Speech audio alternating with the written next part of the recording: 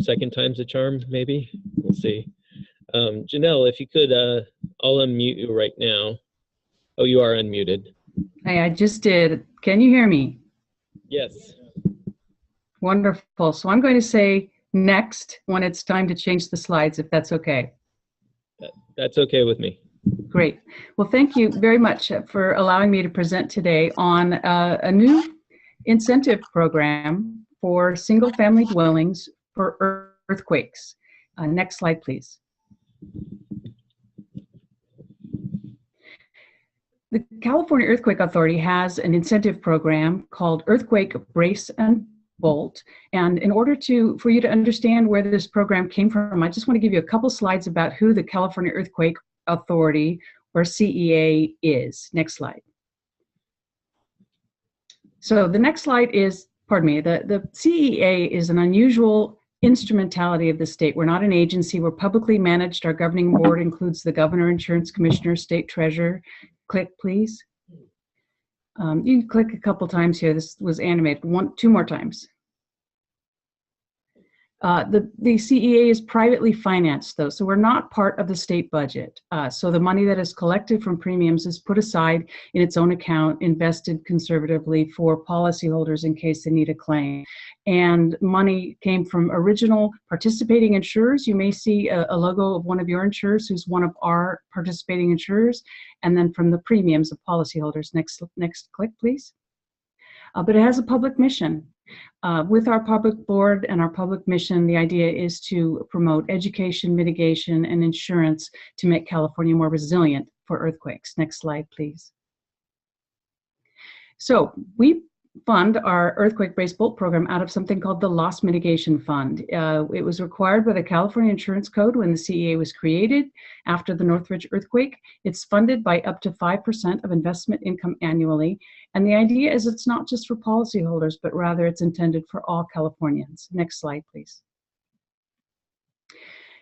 We operate the Earthquake Brace Bolt program through a different entity that's jointly managed by the CEA and the California Office of Emergency Services. That's the Governor's Office of Emergency Services. It's the state's FEMA.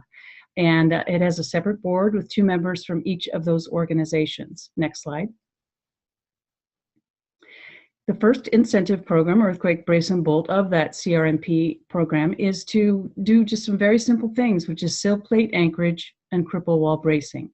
We provide up to $3,000 to qualifying homeowners on a retrofit that's typically statewide between $5,000 to $8,000. Next slide.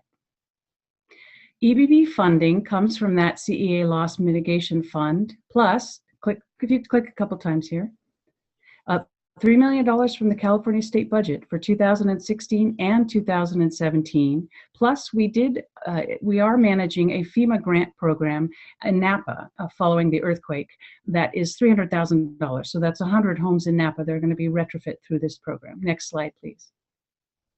The CEA's Brace and Bolt program is kind of a supplement to that Earthquake Brace Bolt, which is just for policyholders, but I want to make sure we don't get these two confused. So the Brace and Bolt is for Californians in particular zip codes with particular kinds of houses, but we're adding a Brace and Bolt program for policyholders as well. And not only do they get the up to $3,000, but they can qualify for a significant up to 20% hazard mitigation discount. Next slide, please.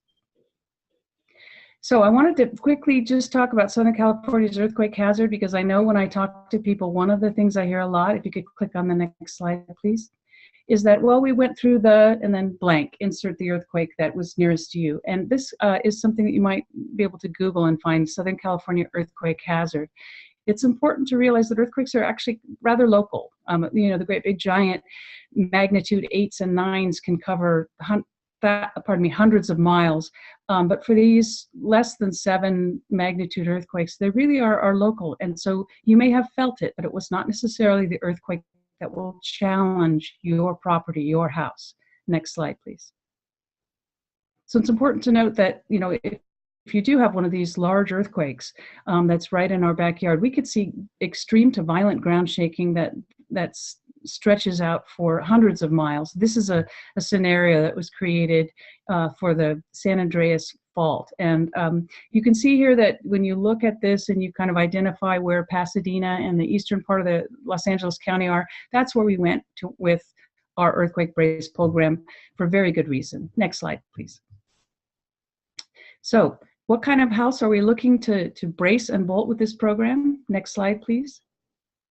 It's this house, and you're talking about the beautiful historic homes that you all are so interested in. These are examples of beautiful homes that were damaged in the 2014 Napa earthquake. The house on the upper right actually came down off of its foundation the day after the earthquake. House to the right of it had been retrofitted, but was red tagged because of its neighbor. It's very, very disruptive. All of these people had to move out for more than a year. In fact, that yellow house in the top left was still not occupied 2.5 years later. It is tens of thousands to hundreds of thousands of dollars just to shore this house back up again and put a new foundation under. All the while, as I said, living outside of that home, trying to get kids to school, and still paying that mortgage. Next slide, please. So houses that don't have appropriate anchorage and appropriate cripple wall bracing do this. They either slide off of the foundation because of lack of bolts, or they can topple off of the foundation because the short walls that surround the crawl space don't have adequacy to keep that house over its foundation. And it can be very dangerous as well. Next slide, please. Also, historic homes typically have masonry chimneys. Masonry chimneys are like the litmus paper of earthquakes. They're the first thing that's damaged in an earthquake. And so these are important things. And just strapping them to the house is not appropriate. They really need to be either rebuilt or addressed by a structural engineer. Next slide, please. Seismic retrofit. Appropriate bolting is done either with a roto hammer, where you drill down through a block or the sill plate and put in a new bolt, or when you have a short cripple wall or no cripple wall around your crawl space, you might use a foundation plate. And these particular plates are available at Home Depot, very easy to get, and they take the place of anchor bolts. Next slide, please. To brace and bolt a house, first and foremost, you need to have an appropriate concrete foundation. And so this is one of the problems with these beautiful older homes, is if they have unreinforced masonry or stone or just rubble foundations, there's really nothing to put a bolt into. In order to use that, leave that particular foundation in place, you would have to have a structural engineer come in and assist you. They can, in fact, do things. But if you want to have a contractor do it without an engineer, there are in fact standard plans for classic concrete T-shaped footings that can be done with a contractor or do-it-yourselfer without an engineer design. Obviously, if you have a historic home and you want to preserve that beautiful looking foundation, then you would need to get an engineer to design an interior concrete foundation that you can attach to. Next slide, please. And there was my, that doesn't work. So there's that cripple wall, that short stud wall that goes around your crawl space. And what we're doing in order to stiffen that, to keep that house over its foundation, is we're going in and we're putting in plywood or OSB bracing. OSB is that, kind of looks like plywood. You see it a lot with newer homes nowadays. Next slide, please. So earthquake brace bolt, next slide. Earthquake brace bolt, the qualifying house is pre-1979. Very important that you can find a house that's not properly anchored or braced in a pre-1979 house. You really find them in pre-1940.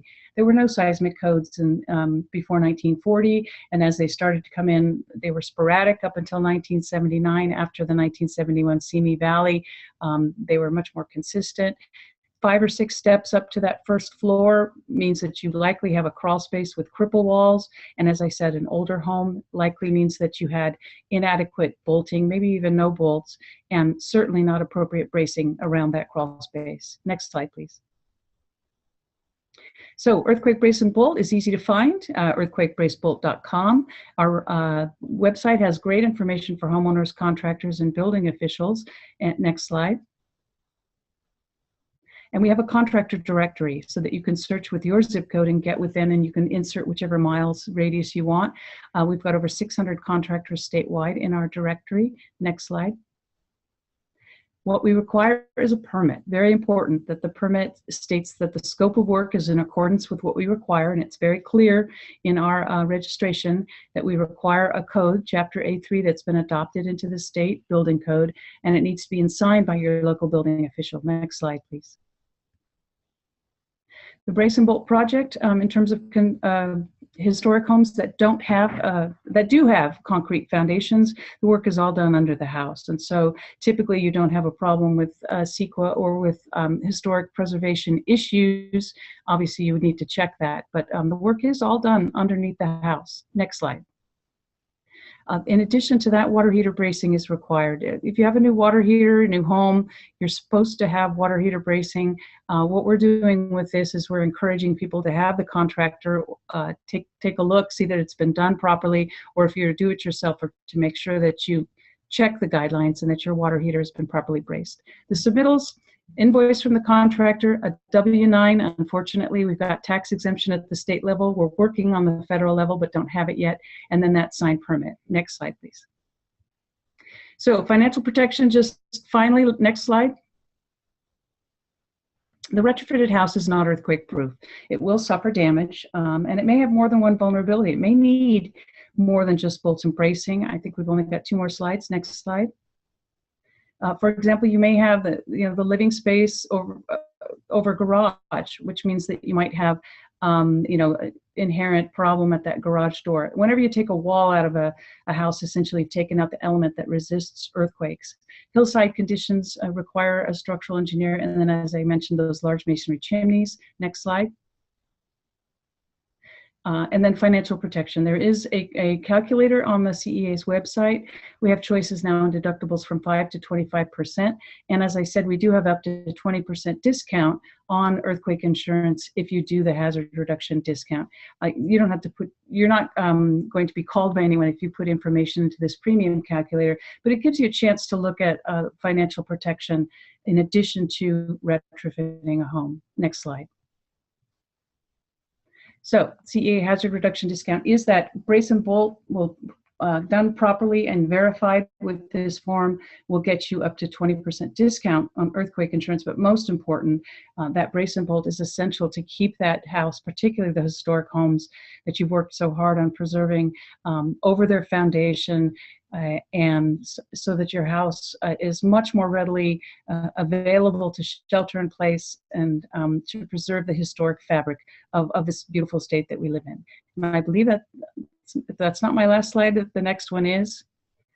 And if you need information on earthquake brace bolt, it's very easy to find earthquake brace bolt. The program for 2017 is available in many cities around Pasadena, in Altadena, Pasadena, West Pasadena, San Marino, lots of Los Angeles. It's based on zip code.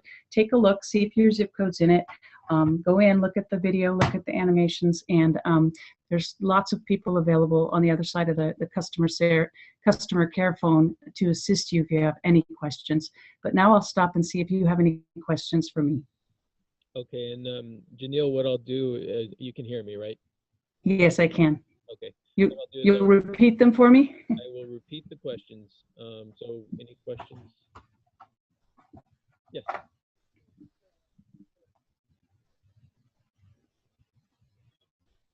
How is historic defined in this program? Okay, so we actually don't define historic. I wanted to mention historic because I know that obviously by you all being involved today, you're related to the historic preservation in some way.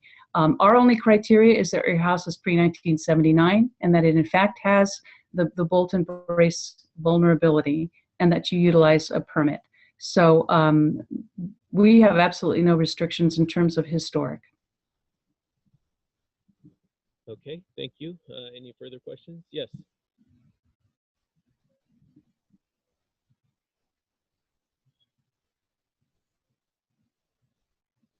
So if a house is not in any of the zip codes that you identified, do you have any other resources that you can point us to?